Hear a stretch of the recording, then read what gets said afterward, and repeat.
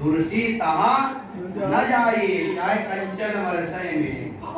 देखिए किसी के आने पर और जाने पर यदि 2 बार हमने अच्छा स्वागत कर लिया तो बीच में आप दाल रोटी खवाए हैं कि मालपुआ, वो सब भूल जाए हैं। एक गृहस्थ का नियम है, आप शुरू में कोई आए तो आते ही आप इतना अच्छा उससे मिलिए, है ना, फिर जो आपके सामर्थ्य है उस सेवा करिए। जब जाने लगे तब थोड़ा देखिए, आवत ही आने में हम प्रसन्न हो और उसके जाने में हमें शोक पैदा हो, वो तो है प्रेम। अब यदि हम जाने में प्रसन्न है भले, है ना, तो क्या ये प्रेम क्या बनावटी है? आने में हम प्रसन्न हो, आया कोई, और जब जाए तो क्या हमें शोक माने दुख प्रकट हो। इतना एक मिलन एक दारुण दुख होई, एक जीव से भेंट होती है तो कितना दुख होता है। जैसे सफर में बगल में सीट वाला रिजर्वेशन में लंबा सफर हो 10-25 घंटे का, और पड़ोसी यदि दुष्ट मिल जाए सीट वाला तो पूरा सफर नष्ट हो जाए। और एक प्रेमी कोई मिल गया तो पता नहीं चलता 20 घंटे का सफर कब बीत गया, हो सकता है हम स्टेशन में भूल जाए। तो मिलत एक दारुण दुख देहि, विचरत एक प्राण हर लेहि। तो परीक्षित जी कहते हैं सुखदेव जी आप जा रहे हैं तो ऐसे लग रहा है कि आप प्राण हर ले, माने हम भी अब जिएंगे नहीं, क्योंकि आप के सहारा तो हम जी रहे थे। तो कहते हैं सुखदेव जी देखिए परीक्षित आया है सो जाएगा, जाना तो पड़ेगा, है हम सब इकट्ठा नहीं रह सकते, है ना। अब जब सुखदेव जी चले गए परीक्षित अकेले बचे। ध्यान परीक्षित ऐसे महसूस करते हैं जैसे हम निराधार हो गए। निराधार बने कोई भी सहारा नहीं, क्यों? उधर ऋषियों का श्राप है? भाई कोई मनुष्य से ग्रसित हो, सहारा क्या है? डॉक्टर। और डॉक्टर जब हाथ उठा दे तो जीव की क्या गति होगी?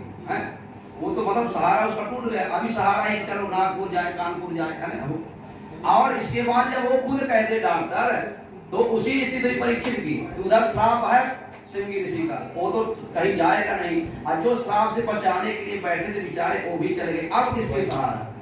तो अब परीक्षित भी कहते हैं भगवान से, हे प्रभु अब आप है सहारा है। अब जब सुखदेव जी गए उसी के इंतजार में था तक्षक। तक्षक क्या इंतजार में था? क्योंकि जब तक सुखदेव रहेंगे हम आ नहीं सकते। भाई कथा 7 दिन तक पूरी नहीं होगी, तो 7 दिन जब पूरी हुई कथा पूरी, सुखदेव जी गए, तक्षक चला। ध्यान दे, इधर से जनमेजय इत्यादि एक ब्राह्मण को बुलाए, कश्यप गोत्र। इसके लिए तक्षक डसेगा तो हम ब्राह्मण झाड़ देंगे।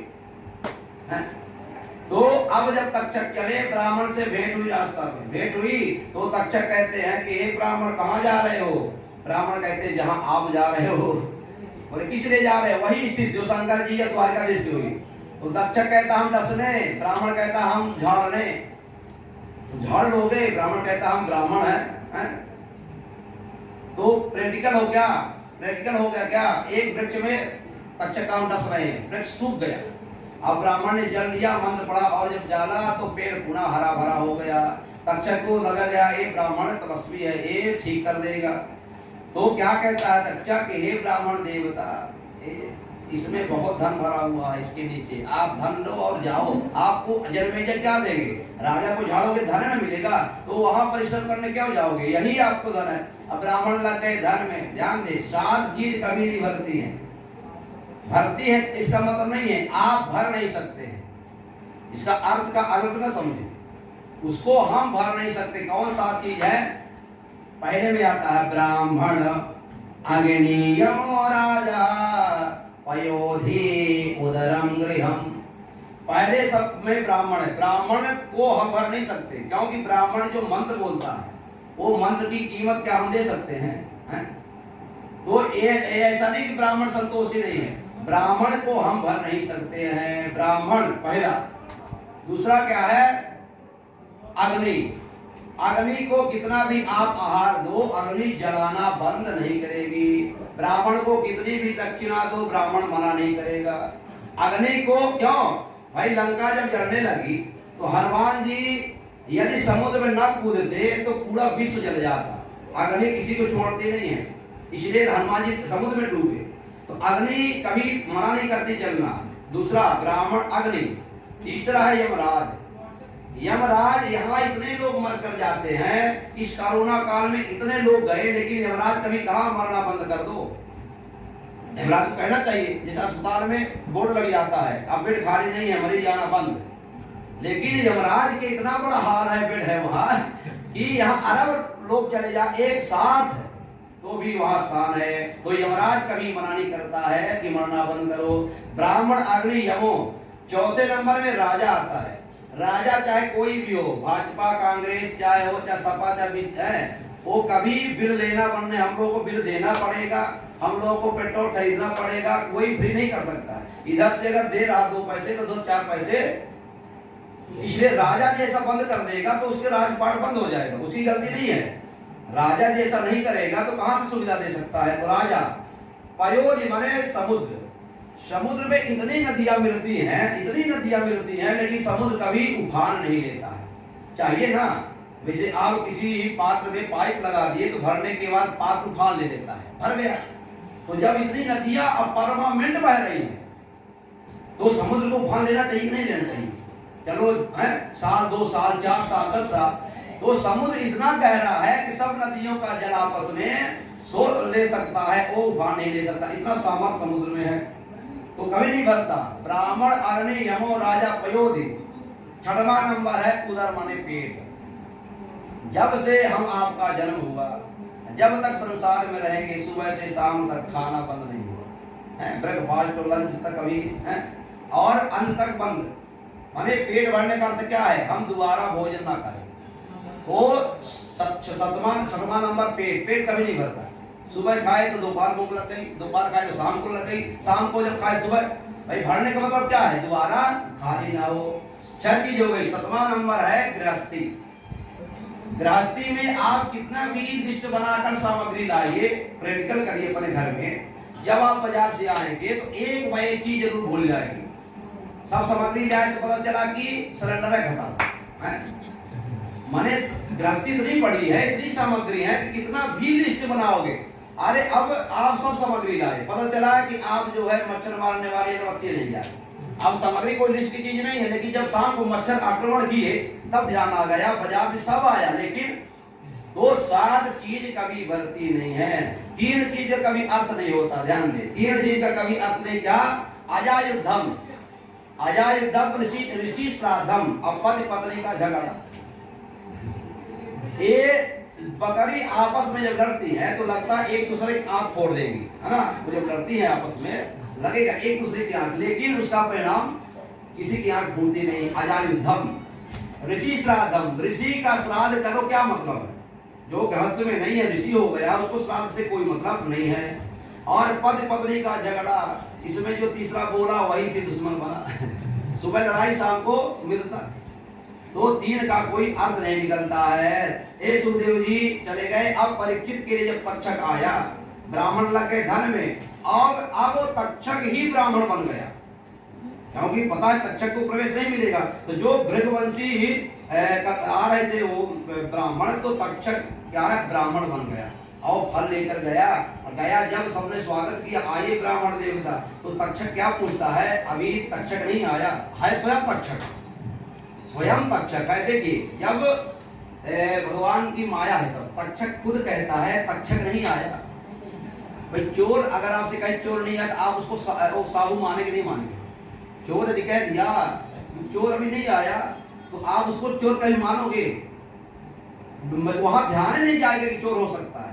तो तक्षक कहता का तक्षक आया, जन्मेजय कहते अभी तो तक्षक नहीं आया, आप विराजिए तब तक।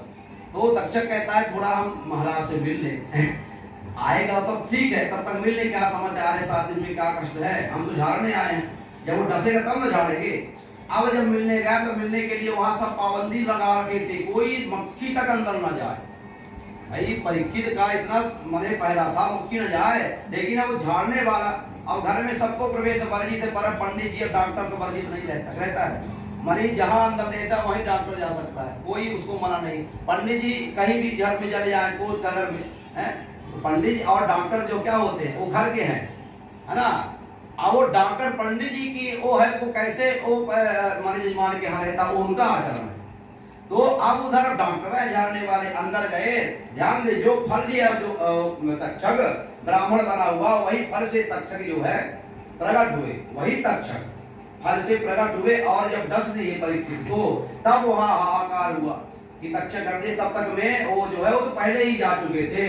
कहते हैं ये तो परीक्षित का मोक्ष हुआ, वृंदावन बिहारी लाल की जय।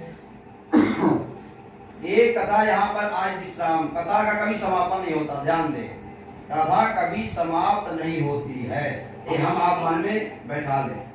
क्योंकि आप रामायण खोल के पढ़े, रामायण में भारद्वाज याज्ञवल्क कथा प्रारंभ किए प्रयागराज में, रामायण जी में वर्णन है, लेकिन वो कथा समाप्त कहाँ किए ये वर्णन नहीं है। सब लोग रामायण पढ़ते हैं, रामायण आप पढ़िए तो कथा प्रारंभ का वर्णन है कि प्रयाग में कथा प्रारंभ भरद्वाज याज्ञवल्क किए, लेकिन समापन कहाँ किए, अंत तक कोई वर्णन। इसका अर्थ क्या है, कथा आज भी चल रही है, जिसका समापन ना दिखे इसका मतलब वो अभी भी चल रही है। तो कथा कभी समाप्त नहीं होती। आज यहाँ पूर्णावती, कल बगल में कथा प्रारंभ है, फिर नरसों वहां प्रारंभ, इसलिए कथा कभी समाप्त नहीं होती है। और एक बात और, कथा कहीं भी हो सुनना चाहिए, और कथा के समय वक्ता से ज्यादा श्रोता ज्ञानवान होता है। आप लोग कहीं महाराज जी उल्टी बात आप सुना रहे हैं, उल्टी बात नहीं है, वक्ता से ज्यादा श्रोता बुद्धिमान होता है। क्यों कि वक्ता केवल अपनी पकड़ रहा है, जो पढ़ा है वही वक्ता प्रस्तुत कर रहा है, और श्रोता हजार की कथा सुनते हैं, हजार की कथा सुन करके निर्णय लेते हैं, वो महाराज जी कैसी कथा कर रहे थे एक, तो हमसे ज्यादा बुद्धिमान श्रोता हुए नहीं हुए भाई, हम तो केवल अपना अनुभव बोल सकते हैं। तो श्रोता कभी वक्ता से कम नहीं, तुलसी बाबा लिखते हैं श्रोता वक्ता ज्ञान निधि, वक्ता को भी श्रोता को भी तुलसी बाबा लिखते हैं श्रोता वक्ता ज्ञान निधि कथा राम की गुण, है ना। और हर स्तर में श्रोता बड़ा होता है। जैसे प्रैक्टिकल के लिए जो जमीन में बैठता है वो उसको क्या बोलते हैं, जमींदार, और जो चौकी में बैठता है बड़ा कौन है, जमींदार चौकीदार है, जमींदार बड़ा होता है, चौकीदार। दूसरे प्रैक्टिकल में आप देखिए, आप किसी वस्तु को तौलिए तो तौले में जो वजन होगा वो बड़ा भारी माना जाएगा, हल्का माना है, जो भारी होगा वो नीचे और जो हल्का होगा, तो हम ऊपर आप नीचे हैं, इसका मतलब आप भारी हैं।